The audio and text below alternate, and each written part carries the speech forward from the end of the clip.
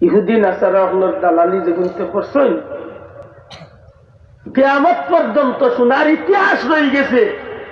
যত মানুষে গাদ্দারি করছে অত মানুষ বিগত করছে। আজ নবাব সিরাজউদ্দৌলারে ধ্বংস করাইয়া মীর জাফর আলী খানের সইয়া কলঙ্কর দাগ দুনিয়ায় তুলে নিয়ে গেছেন, তার বংশ পর্যন্ত কলঙ্ক। ঠিক না ঠিক না? এজিদে কারবালার শহীদ হকলার প্রতি মুনাফিক করিয়া করছেন কিতা কলঙ্কর দাগ দুনিয়ায় রাখিয়া গেছেন, কিয়ামত পর্যন্ত তাদের মানুষের ধিক্কার। এটা সোনালী ইতিহাস। আমরা মুসলমান এখন মনে রাখা উচিত, আমরা সেই জাতি যে জাতি জমিন আল্লাহ আকবরের ধ্বনি দিয়ে সারাটা জগৎ শাসন করে। সত্যি আজকে আমরা বড় মর্মাহত দুঃখিত যে আজকের এই কঠিন পরিস্থিতি এত কিছু হইয়া যার দুনিয়ায়, এর বাদেও আমরা মুসলমান হলে সেনে একটু নজর দিই না, সেনে একটু আমরা মনে করতে যাই না যে এখন পর্যন্ত আল্লাহ আমরার পক্ষে আসেননি না, আসেননি না। এর বাস্তবতা কিটা? এর বাস্তবতা আজকে ইন্ডিয়াত মানুষ মারা যায় লক্ষ লক্ষ, বাংলাদেশ মানুষ মরে না ৫,০০০। ঠিক নেই? লন্ডন মারা যায় লাখ লাখ, আমেরিকাত মারা যায় লাখে লাখে, দুবাই, সৌদি আরব, কাতার, ওমান ইথার দেখা যায় মানুষ মরে না ৫,০০০। ইথার লাগে আবার বিবেকরে জিকা।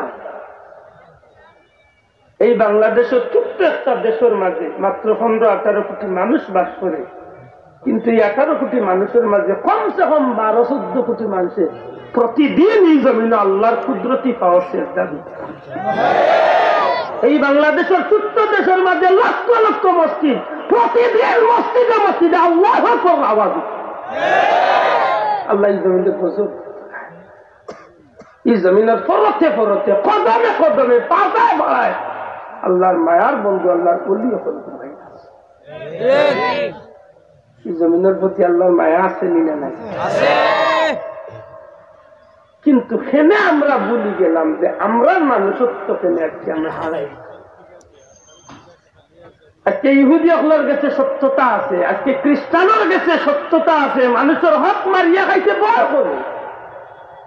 লন্ডন আমেরিকার যে ভাই তখন জিজ্ঞাসা একজন মানুষ ৫০ কোটি টাকা লিয়ে দিয়ে ১ এলাকা তো আর ১ এলাকা দেয়, তার নিরাপত্তা আছে, কোনো অসুবিধা নেই, কেউ মারিয়া নিতে পারত না। আমার দেশে কেউ সিলেট এয়ারপোর্ট চলে ৫ লাখ টাকা লিয়ার নাতে কত গিয়ে টার্গেট করিয়া বইব, কোন জায়গার টান দেশে একটা করিয়া লিয়ে দিচ্ছে। আশা করি আমরা খাইছিল কোন চাল ওই তো আসিল কি তার আমরা ওইছে আমার মাঠে বেজারই দেন চাল। আর তো আমি কোরআন শরীফের ২ জায়গা চলে ২ টুকরা আয়াতে কালিমা ছিলাম। পরবর্তীকালে আলমে আমরা দুনিয়ায় পাঠাইছেন, সৃষ্টির সবচেয়ে দামি জাতি করিয়া পাঠাইছে। সুবহানাল্লাহ।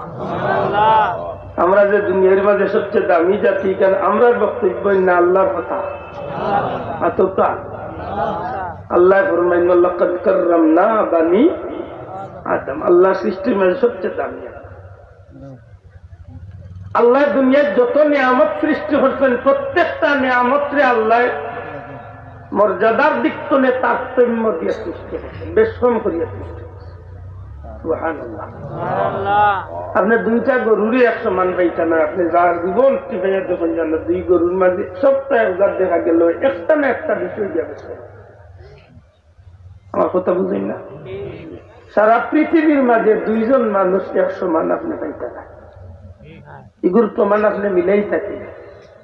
আপনি এয়ারপোর্ট যাইবার সময় যে ফিঙ্গার প্রিন্ট দিন বা পাসপোর্ট বানাইতে যে ফিঙ্গার দেন, ফিঙ্গার দেননি বা সব জায়গা জমিন রেজিস্ট্রারি করতে সময় আপনি টিপসই দেননি, টিপসই গুছিটা তুমি দুনিয়ার সবটা মধ্যায় নিতে পারবে, কিন্তু ওই দিন আপনার আঙ্গুল আল্লাহ সৃষ্টি করছে। এই আঙ্গুলের উপরে একটা ছিদ্র আছে, একটা অঙ্কন আছে, একটা আলাদা একটা নকশা। এই নকশাটা আপনার যে নকশা আল্লাহ দিয়া দিচ্ছে, আল্লাহ সৃষ্টির মাঝে আর দ্বিতীয় কোনো মানুষে আল্লাহ এই নকশা দিচ্ছে। সুবহানাল্লাহ। প্রত্যেকটা মানুষের বিষয়টা সামান্য আপনারা পরীক্ষা করুক, আপনার মোবাইলেও দিয়ে ফিঙ্গার প্রিন্ট লাগাইয়াও দিয়ে আপনি কিতা করে লক করেন। জি, আপনার আঙ্গুল দিয়ে আপনি এই গুড়ের লক করছেন। আব্দুল্লাহ আদর আঙ্গুল, আব্দুল্লাহ আদর বাবার আঙ্গুল দিয়ে অবশ্যই লেখা যায়। আস্তা দিন উঠিরও আঙ্গুল দিয়ে লাভ হইছে।